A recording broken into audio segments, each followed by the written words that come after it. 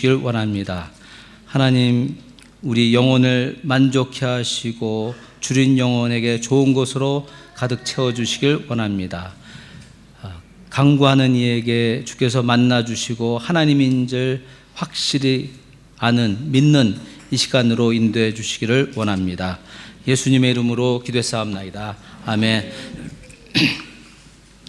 배우 전미선 씨가 지지난 토요일에 한 호텔에서 숨진 채 발견됐습니다. 소속사 측에 의하면 고인이 평소 우울증을 치료받고 있었다고 합니다.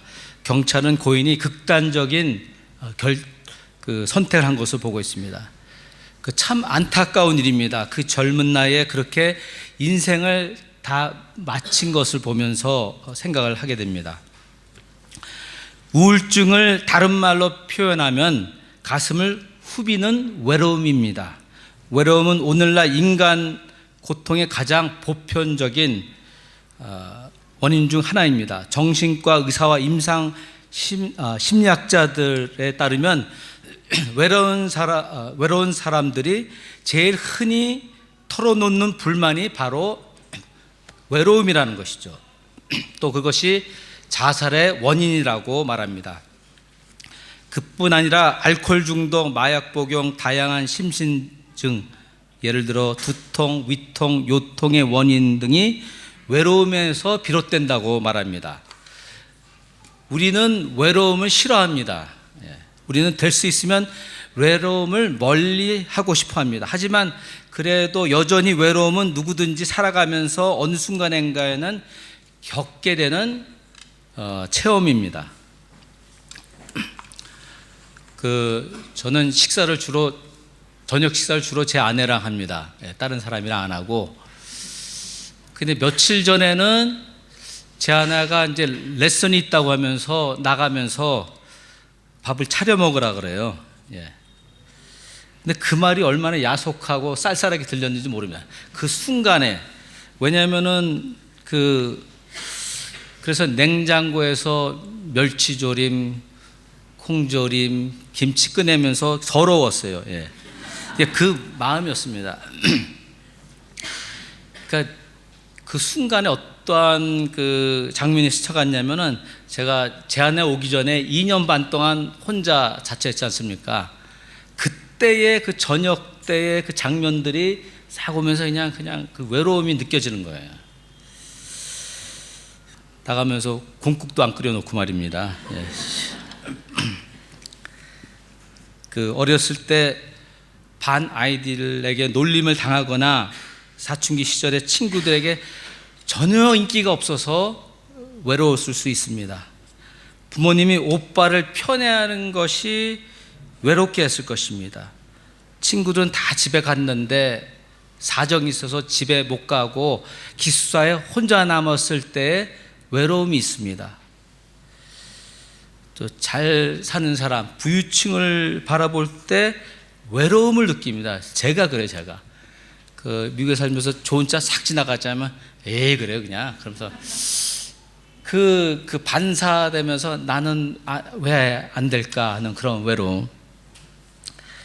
우리 파티나 친구들과 이렇게 같이 만나면 좋아요. 즐겁고 그래요. 그런데 그 모임이 끝나고 집을 갈 때 되면 그냥 외로움이 확 찾아옵니다. 지금도 매일매일 외로운 감정을 우리는 느끼고 삽니다. 그러니까 슬픔, 낙심, 의심, 초조함, 불안, 두려움, 분노함, 제가 모든 부정적인 감정의 근원은 결국은 나만 홀로 되었다, 나만 남았다는 그 외로움에서 비롯된 것으로 봅니다. 현실 사회, 곧 세상과 세상에 속한 것은 일시적으로 즐거움과 만족감을 줄 수 있으나 우리의 외로움의 고통을 고쳐주지 못합니다. 또 어느 누구도 나를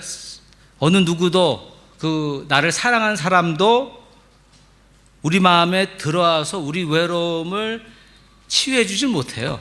우리 마음에 들어올 수가 없습니다. 더군다나 모순인 것은 우리 자신 스스로도 우리의 외로움을 대면하기 싫어요. 힘들어요. 피합니다. 근데 피해지질 않아요.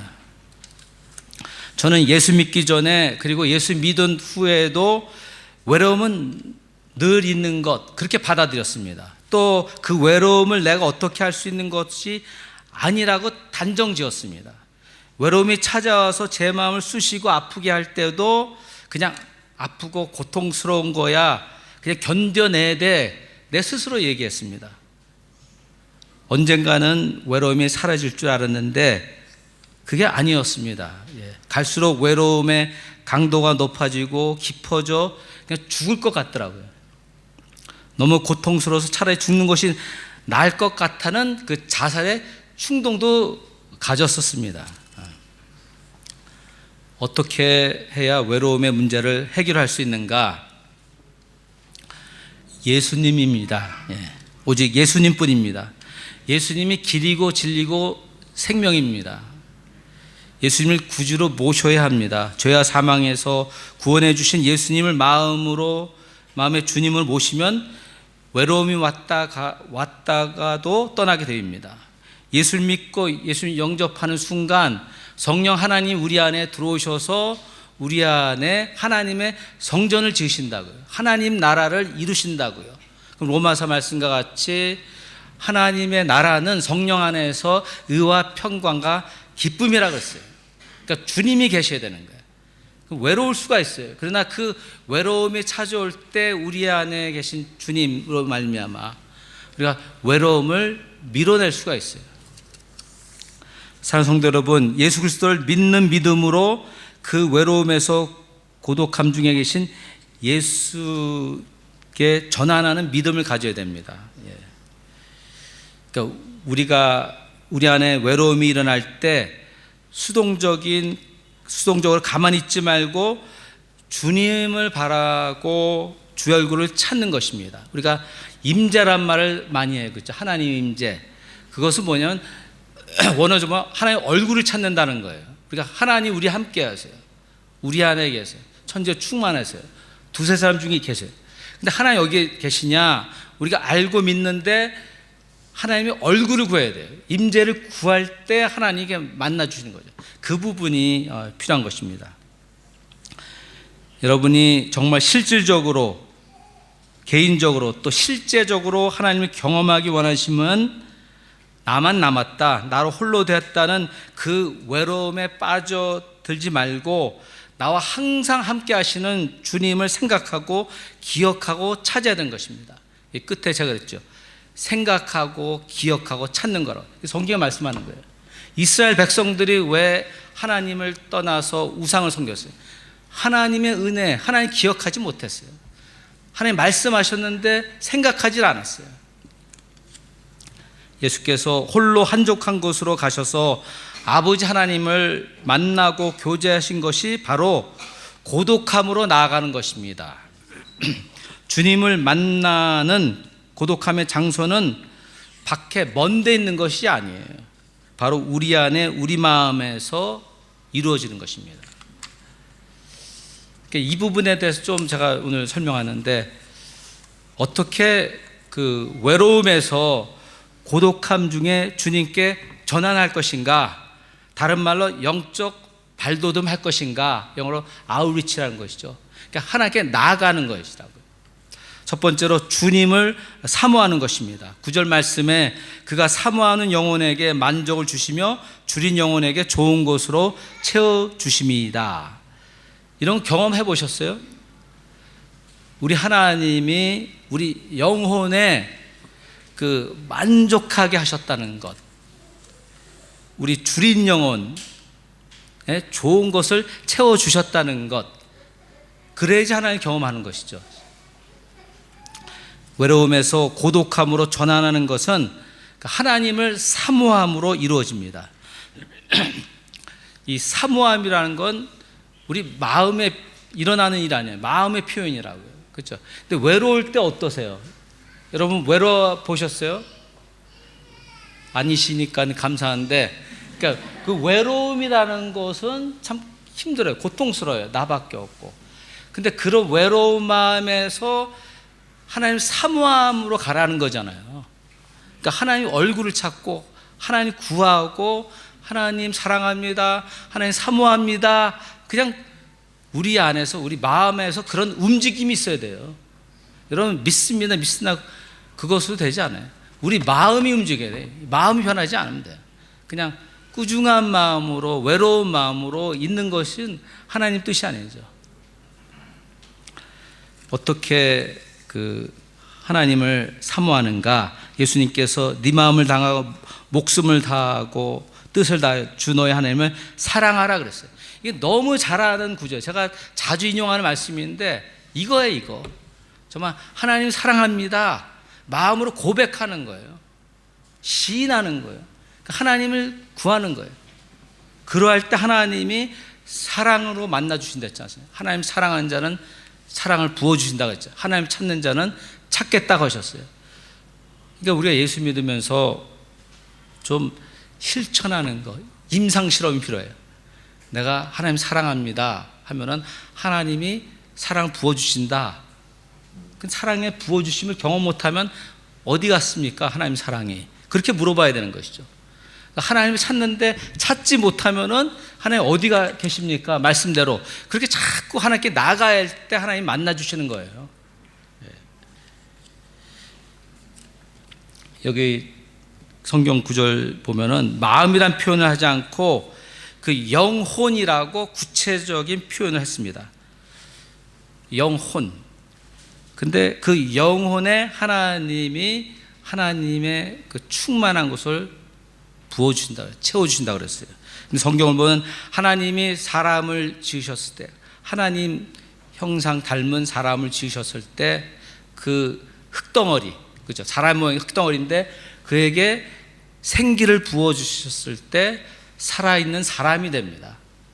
또 여러분 그 사무엘상을 보면은 사람은 외모로 사람을 보는데 하나님 마음, 중심을 본다 그래요.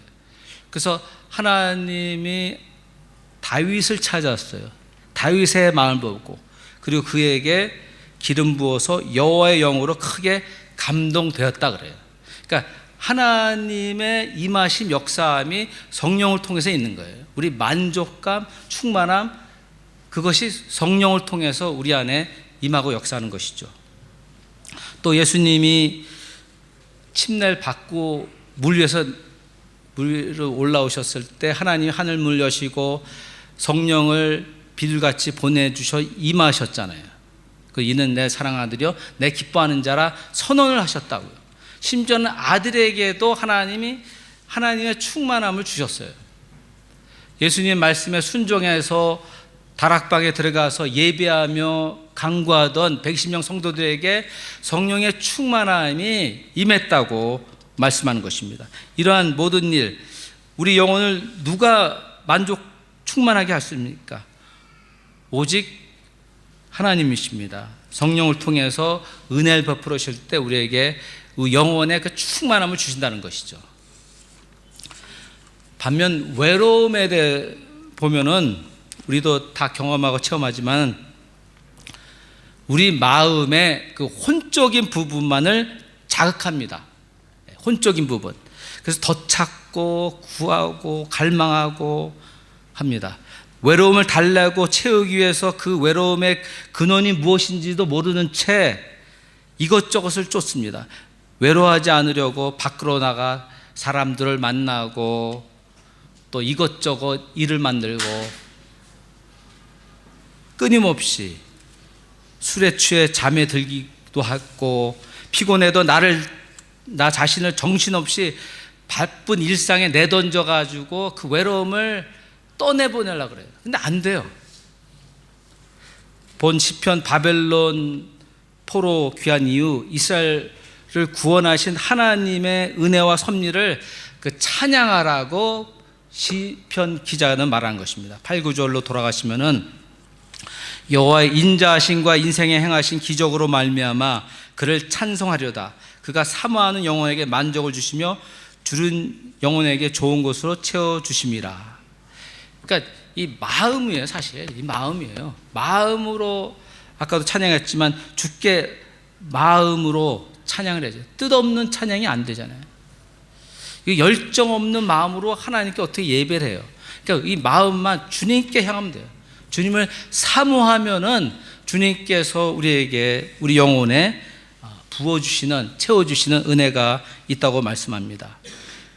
근데 이 하나님 언제 사모하느냐? 이렇게 모여서 예배할 때 하나님 예배하면 사모할 수가 있는데, 장소와 시간을 초월해서 언제 어디선지 하나님 사랑합니다, 사모합니다, 치실 때 또 자꾸 그래보세요. 좀 하나님이 이렇게 타치해 주실 거 아닙니까? 실험해 보시기 바랍니다. 예. 어떻게 외로움에서, 고독함 중에 주님께 영적 발돋움 할 것인가? 계속 나오는 말이에요. 이 외로움에서, 고독함 중에 주님께로 전환하는가? 영적 발돋움이라 표현했습니다. 이게 영적인 거예요. 무엇이 영적인 거예요? 우리 마음에서 일어나야 돼. 영적인 것은. 내가 하는 것은 영적이 아닌 것 같이 생각한다고요. 겉으로 해야지 영적인 것 같이 생각하는데, 우리 마음에서 주님께 전환하는 그런 영적인 우리 마음의 움직임이 있어야 되는 거예요. 어떻게 합니까? 주님께 부르짖으라고 했습니다. 우리는 외로움 자체를 그냥 인정하고 받아들입니다. 그러면서도 우리는 혼자 있게 되는 외로움의 경험과 대면하지 않고자 어떤 일이든 하려고 할 때가 참으로 많습니다. 우린 느끼는 고통을 싫어해요. 그래서 그거 갖다 이제 커버를 하기 위해서 우리도 모르게 음악을 듣잖아요. 음악, 영화, TV를 본다고요. 보지 말라는 게 아니라 그게 어느 순간 습관이 되어버린다고요. 계속 소리가 나야지 이 마음의 그 안정을 느끼거든요. 그게 위험해요, 사실은. 그러니까 음악도 없이 어떤 동원 없이 주님께 나가는 그게 필요해요.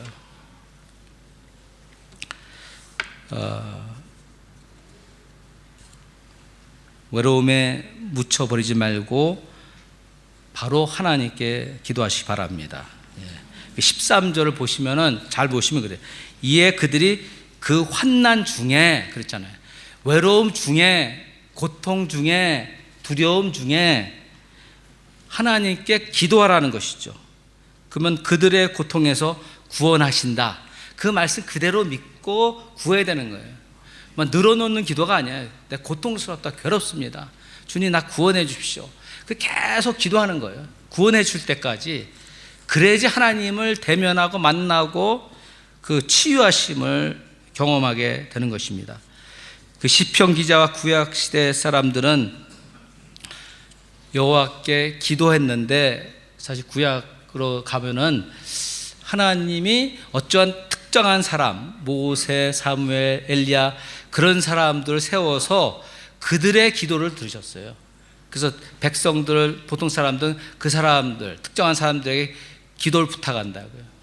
그러면 그 모세, 사무엘, 엘리야 같은 사람이 하나님께 올렸을 때 하나님이 그 기도를 받으시고 응답하셨습니다. 그게 구약시대예요. 그러나 지금은 그 누가 구해도 하나님이 들으시고 응답하십니다.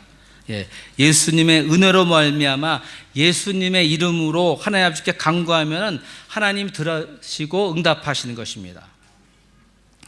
그러니까 하나님께 직접 말씀드릴 수 있다는 것, 하나님께 기도할 수 있다는 것, 그 큰 은혜고 특권입니다. 그냥 기도해, 그런 가벼운 게 아니에요, 사실. 하나님 우리를 사랑하셔서 독생 예수를 죽게 하시고 우리를 죄악에서 구원하시고 그 피 흘림의 대가로 말미암아 그 부활의 능력으로 우리를 구원하시고 우리로 기도하게 하셨잖아요. 그러니까 기도를 좀 잘 생각하셔야 돼요. 그냥 던지는 말이 아니잖아요. 기도는 하나님을 만나고 하나님과 대화하는 것이라. 여러분 교회 오래된 계속 들으셨을 거예요. 성경에서 말씀하고 있어요. 그러니까 믿음으로 간절히 기도하면 하나님이 우리의 기도를 들으세요. 그런데 정말 우리의 기도가 하나님께 연락되었는가, 하나님 응답하셨는가 하는 질문이에요. 저는 이 질문을 많이 했어요. 보통 그리스도인들은 주기도문을 잘 알아요. 근데 주기도문 앞에 나와 있는 그 구체적이고 실질적인 어떻게 기도할 것인지 예수님께서 가르쳐 주시는 그 말씀을 미싱하고 있어요. 우리 마태복음 6장 6절을 보시면은 이 단 한 구절의 놀라운 진리의 말씀대로 실천해서 옮기시면은 기도가 달라집니다. 마태복음 6장 6절에 너는 기도할 때 내 골방에 들어가 문을 닫고 은밀한 중에 계신 내 아버지께 기도하라. 은밀한 중에 보시는 내 아버지께서 갚으시라. 그리고 7절 내용을 보면은 이방인 같이 중언부언하며 막 늘어놓는 기도하지 말라 그러세요. 저거 말씀하시고 나서 정말 기도로 하나님을 만나야 된다는 말씀이시죠. 내용을 보면은 곰곰이 한번 이 말씀을 묵상해 보시 바랍니다. 근데 여기 보시면은 너는 기도할 때 내 골방에 들어가라. 이제 이렇게 받아들이면 각자에게 골방이 있다는 말씀 아닙니까? 그러니까 자신만의 골방에 들어가야 기도가 된다는 내용이에요. 그럼 나의 골방이 어디 있는가? 고린도전서 3장 16절 말씀대로 하나님 우리 마음에 하나님 성전을 두셨어요. 근데 그 성전 두셨는데 그 성전에는 지성소가 있지 않습니까? 그냥 제가 표현하는 거예요. 그러니까 구약 시대에 성전은 없어요. 우리 마음에 하나의 성전을 두셨죠. 여기는 예배드리는 장소입니다. 근데 하나님이 우리 안에 하나님의 성전을 두셨다. 근데 그 성전 안에 그 지성소가 바로 골방이라 이제 받아들일 수가 있는 것이죠. 네 골방에 들어가 문을 닫고 은밀한 중에 계신 내 아버지께 기도하라. 골방 문을 닫지 않으면은 이제 여기서 골방 문을 닫으랬어요. 그렇죠? 내가 들어가서 그 골방 문을 닫아야지 되는 거예요. 그러니까 안 닫히는 게 문제예요. 닫지 않으니까는 은밀한 중에 뭐예요? 비밀스러운 거거든요. 하나님과 나와 단둘이 있는 거예요. 그렇게 되고 그 소음이 다 끊어지고 사람들의 말들, 내가 그 과거의 기억들, 앞으로의 어떻게 해야 될까, 그런 소음을 다 끊어야 되는 거예요. 이거는 그런 비밀스러운 은밀한 중에 들어갔을 때 하나님이 보여주신다는 거예요. 자신을 드러내 주신다는, 하나님 말씀하신다는 것이죠. 만나 주신다는 것이죠. 이 골방이 바로 우리 마음 안에 고독함이에요. 고독함. 이 마음 중에 예수님이 성령으로 항상 함께 계시고 예수님이 나와 단둘만이 만나 주시는 고독함의 골방이 있는 것이죠. 고독하다 그게 아니라 그 고요함, 하나님과 단둘이 있는 그 고독함에 들어가야 된다는 거예요. 그걸 어떻게 들어갑니까? 예수님이 한적한 데 가서 하나님 아버지를 만나셨잖아요. 그렇죠? 근데 우리 항상 산으로 가고 들로 가고 혼자 있을 수 없잖아요. 근데 성전이 여기기 때문에 여기서 만나 주신다는 거 아닙니까? 그러니까 구약의 율법에 의하면 성전의 지성소는 1년에 한 번 뽑힌 대제사장만 들어갔어요. 대제사장만. 그런데 예수께서 십자가에 죽으실 때 예루살렘 성전의 지성소를 맡고 있던 휘정을 위에부터 아래로 찢어주셨다는 거죠. 그래서 우리 안에 성전과 지성소가 있게 된 것입니다. 예. 이해되시는 것입니까? 예. 이제 히브리서 10장 19절도 22절 쭉 보시면은 우리가 예수의 피를 힘입어 성소에 들어갈 담력을 얻었나니, 여기서 말씀하고 있죠. 그 성소가 어디 있어요? 구약의 예루살렘 성전 어떻게 가요? 우리 안에 하나의 성전 두셨잖아요. 여기서 말씀하는 건 예수 그리스도의 보혈의 힘을 입어서 그 지성소 안에 들어갈 수 있다는 거 아니에요? 성소 안에 우리를 위하여 휘장 가운데 열어 놓으신 새로운 살 길이요. 여러분, 기도가 살아나려고 합니까? 이 말씀대로 그 휘장 가운데로 열어 놓으신 새로운 길, 지성소 안에서 그 은밀한 중에 주님을 만나야 되는 것이죠. 우리 예수님의 피 흘림의 은혜로 활짝 열어 놓으신 골방, 우리 마음의 지성소에 들어가 진정한 기도를 하는 것입니다. 그렇다고 어디 뭐 이런 게 얘기 아니라 우리 마음에 있는 거죠. 그죠? 우리 마음, 영혼 속에. 그 골방 지성소 은밀한 중에 하나님 만나 주신다고 하셨습니다. 그러니까 기도를 하면은 하나님을 만나는 거예요. 하나님 만나면 말씀하시고 하나님 뜻 알려주시고 인도하시는 것이죠. 여러분, 모세만이 구약시대 보면은 모세만이 하나님께 나갔잖아요. 회막에 홀로 들어갔다고요.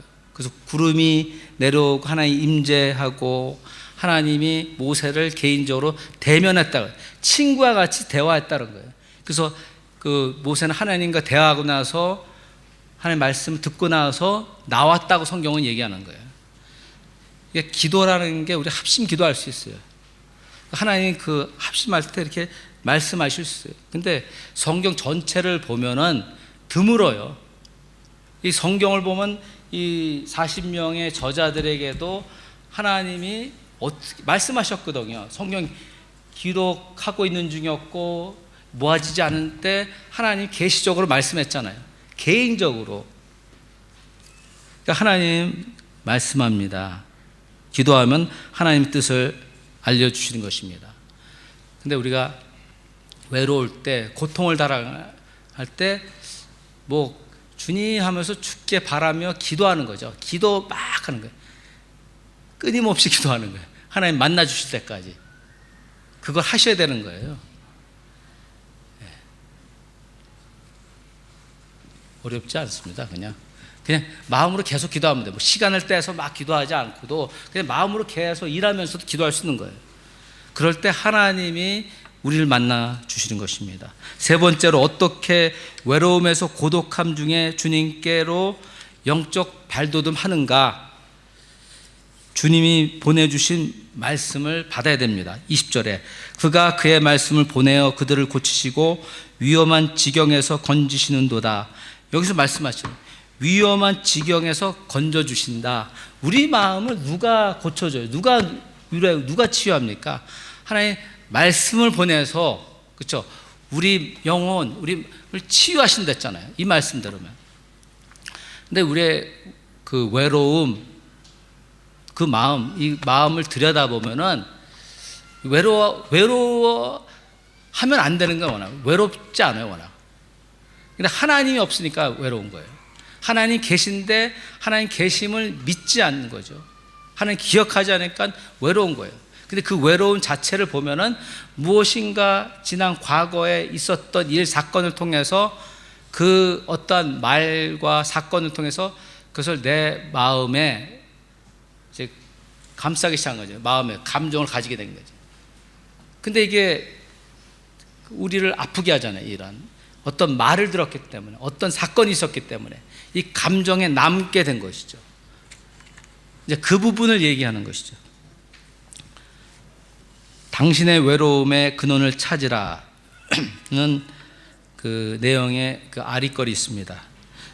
그 신앙의 선배들이 조언한 내용인데, 그들은 우리와 똑같이 외로움의 고통을 겪으며 고민했어요. 그래서 찾았어요.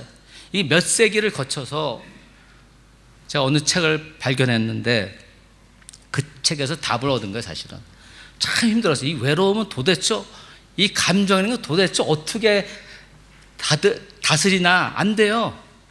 근데 이 책에서 하나님이 지혜를 주셨는데, 이 영어를 갖다가 한어로 번역한 기 때문에 조금 이상할 수 있었어요. 그러니까 알아서 들으시기 바랍니다. 예. 언제든지 외로움을 느낄 때 당신은 그 느낌의 근원을 찾도록 노력을 해야 한다.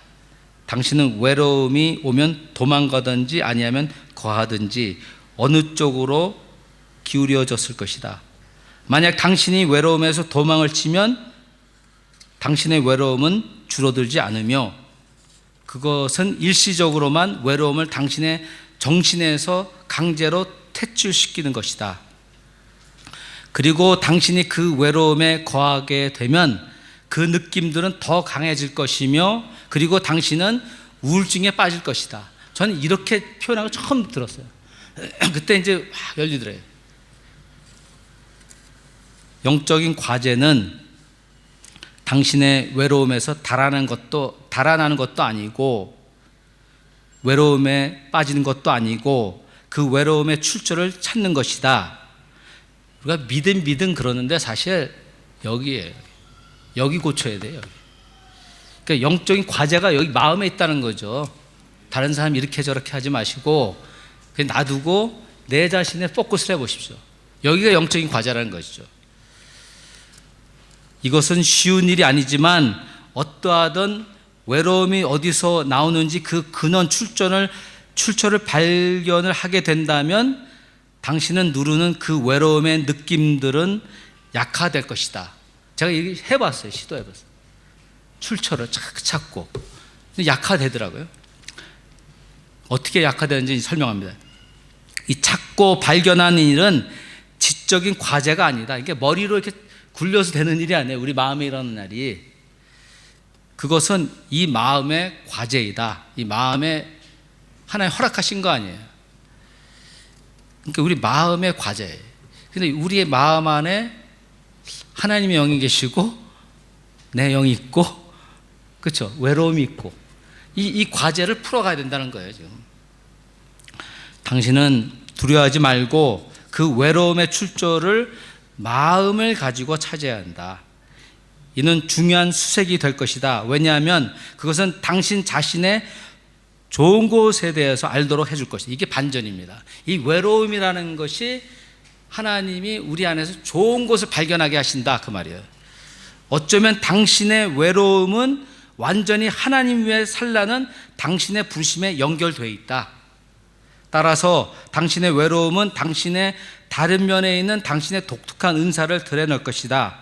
당신이 당신의 가장 안쪽의 존재의 그 진리를 경험하게 되면, 그러니까 당신은 당신의 외로움이 견딜 만한 것뿐 아니라 유익하다는 것을 알게 된다.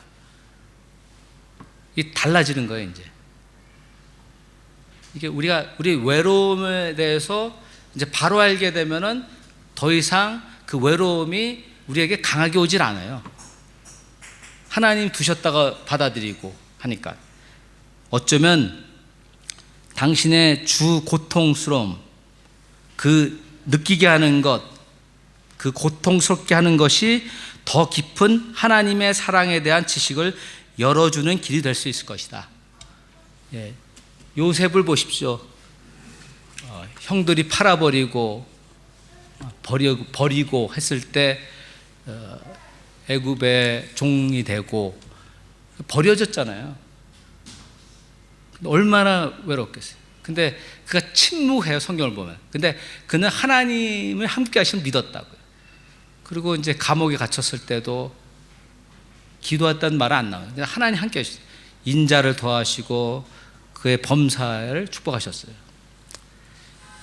그러니까 13년이란 고통을 겪고 나서 총리로 세워지지 않습니까? 그러니까 여기서 답이 있는 거예요. 성경의 답이. 욥은 어떻습니까? 여러분 욥 잘 알지 않습니까? 자식들 다 잃어버리고 재산과 종들 다 잃어버리고 그 하나 있는 와이프도 와가지고 하나님 저주하고 차라리 죽어버리라. 그런 와이프 만나면 안 되죠.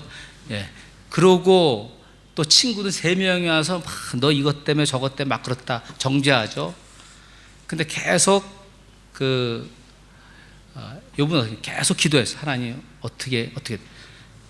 근데 욥기 7장을 보면은 여러 달 동안, 그러니까 1년은 안 되고 한 7개월에서 8개월 정도 계속 하나님께 욥은 나간 거예요. 그 아내, 친구들 다 왕따당 시켰잖아요. 그럼 외로움 중에 죽게 나가니까는 하나님이 이제 말씀한다고요. 네가 스스로 넌 불의한데 넌 스스로 의롭다는구나. 그러니까 욥은 내가 잘못한 게 없고 나는 의로운데 하나님 그게 말씀하세요. 그러니까 욥이 그 즉시로 회개하고 하나님께 나간 거예요. 잘 들어보시죠. 그러니까 욥에 대해 우리가 너무 잘 알아요. 근데 7, 8개월 동안 그 외로움 중에 왜 그럴까 계속 죽게 나가다가 7, 8개월 만에 하나님 말씀하셨다는 거예요. 아브라함은 어떻습니까? 이제 고향을 떠나서 가라고, 내가 지시한 땅으로 가라고. 근데 그 약속의 땅 갈 때 한 13년 이상 걸렸지 않습니까? 근데 아브라함이 하나님 예배할 때 하나님 말씀하셨어요. 근데 13년 이상 된 그 시간 동안 얼마나 자주 말씀하셨어요. 성경에 기록된 가끔이에요. 그죠? 몇 년에 한 번씩. 근데 그때와 오늘은 다른 것이 뭐냐면은 하나님이 성령 우리 마음에 계시지 않습니까? 성령을 통해서 말씀하시지 않습니까? 예.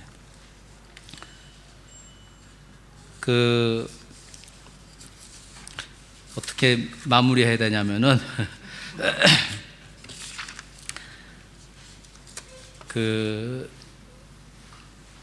창세기를 보면은 하나님이 혼자 사는 것이 안 좋다 그랬어요. 그죠? 그 말씀을 보면은 혼자 있으면 안 좋은 거예요, 사실은. 근데 청년들 여기 있지만은 사실 누구를 만나서 결혼을 해서 행복 가정을 이루어서 사는 것이 하나님의 방법이에요. 자연스러운 거예요. 자연스러운 걸 억제하기 때문에 힘든 거예요. 자연스럽고 일상적인 것을 그 중에 하나님의 역사를 받아들이면은 편해져요. 근데 우리 청년들 하여튼 좋은 사람 만나서 결혼하셔야지 행복해요. 근데 결혼하신 분들, 저도 결혼했고, 근데 결혼하셨는데 왜 외로운가 하는 질문의 답에 성경이 말씀하는 것을 제가 찾았습니다. 하나님 이 말씀하시는 거예요. 결혼했으면은 두 사람이 하나 됐잖아요. 하나됨이 되면 행복해요. 근데 나누어져 있으면 행복하지 않아요. 마음이 나누어져 있으면. 그래서 이 잠언서 5장 18절 보면 내 셈에 복되게 하라. 여기는 마음, 삶을 복되게 하라. 근데 그 복되게 하는 것을 이제 아들에게 이야기하는 거죠. 잠언서는 보통 네가 젊어서 취한 아내를 즐거워하라. 그러니까 아내를 즐거워하라는 거예요. 예? 그죠? 그 다음에 그는 사랑스러운 암사슴 같고 아름다운 암노루 같으니 너는 그의 품을 항상 족하게 여기며 그의 사랑을 항상 연모하라. 이 말씀이 어떻게 들리시는 거죠? 정말 여러분이 여러분의 아내를 항상 사랑한다 봐요. 그러면 여기가 채워져요. 믿으시기 바랍니다. 예.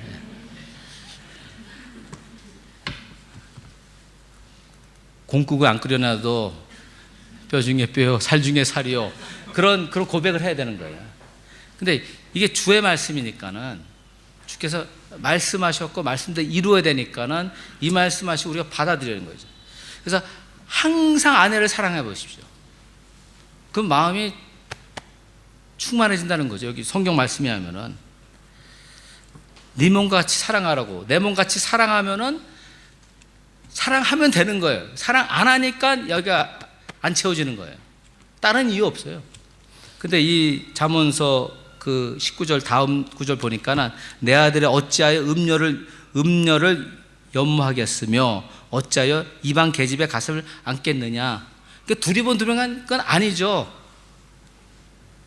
그러니까 외로운 이유가 뭐냐면은 여러분의 배우자로 만족하고 그렇게 그냥 계속 사랑하는 거예요. 끊임없이 사랑하는 거예요. 근데 고린도전서 10장 13장 가면 바울이 뭐랬습니까? 사랑에 대해서 얘기해요. 13 늘어놓습니다. 근데 13절에 그래. 믿음, 소망, 사랑. 이것은 항상 있어야 되는데 이게 항상 있을 게 없으면 어떻게 되는 거예요? 문제가 생긴다는 거예요. 사랑이 근데 그 중에 사랑이 제일 했잖아요. 그 사랑이 없으면 안 되는 거 우리는 사랑받아야 되는 거예요. 근데 그리스도의 사랑은 완전한 사랑이랬는데 하나님이 완전한 사랑으로 예수를 주시면서 사랑하셨잖아요. 그렇죠? 그러면서 아들과 같이 사랑하랬어요. 여기 답이 있어요. 그리스도와 같이 사랑함으로 하나님의 사랑이 우리 영혼을 채우는 것입니다. 주님만 사랑합니다. 안 돼요? 백날을 기도해 보세요. 하나님은 사랑합니다. 그와 같이 내 안에 내 배우자를 사랑합니다. 그것이 돼야지 이 영혼의 만족, 충만함이 있는 거예요. 이게 주의 말씀이에요. 믿으시 바랍니다. 근데 어려운 게 아니에요. 근데 우리가 우리 마음에 무슨 일이 있으면 거부하는 마음, 그게 올바른 마음이 아니잖아요. 그 마음이 찾아왔을 때 기도해야죠. 부르짖죠. 이런 마음이 옳은 마음이 아니라고. 그렇지 않습니까? 예수님께서 말씀, 새 계명이라고 왜 말씀하죠? 최고의 계명이라고, 우선의 계명이라고. 이 구약을 갖다가 구약에 써 있는 그 하나님 명령을 한 613개를 다 쓴다고요. 근데 이것을 다 못 지켜 우리가. 근데 한 계명을 주셨었습니까? 내가 사랑하지 너희도 사랑하라. 그럼 그 사랑이 임하는 것이죠. 그럴 때 완전해요. 사랑은 완전한 거죠. 근데 예수 그리스도를 믿는 사랑으로 다른 사람, 특히 배우자, 자녀를 사랑하기 시작하면은 그 완전한 사랑이 우리 영혼을 충만히 채워주시는 줄 믿습니다. 네, 기도하겠습니다.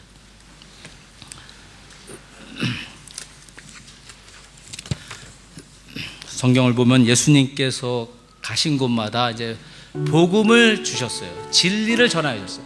그걸 믿고 구원받고 했습니다.